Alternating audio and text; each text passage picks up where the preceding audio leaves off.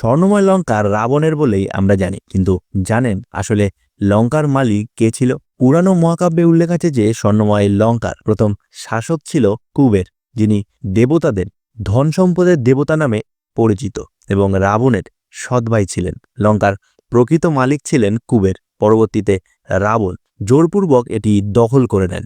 যদিও রাবণ এটি শক্তিশালী সাম্রাজ্যে পরিণত করেছিল, তার পতনের পর লঙ্কা আবার ধর্মপরায়ণ রাজা বিভীষণের হাতে ফিরে যায়। আসলে কুবের ছিল মহর্ষি বিশ্রবার পুত্র এবং মহর্ষি পুলস্ত্য মুনির বংশধর। তার মা ছিল ইলাবিলা, যিনি অত্যন্ত ধর্মপরায়ণ ছিলেন। কুবের তপস্যা করে বর লাভ করেন এবং দেবতাদের ধনসম্পদ রক্ষক ও স্বর্ণভাণ্ডারের আধিপতি হন।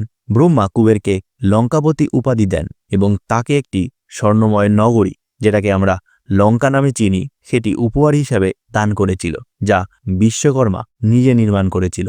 রাবণ আসলে কুবেরের সৎ ভাই ছিল, কারণ তারা ভিন্ন মায়ের সন্তান ছিল।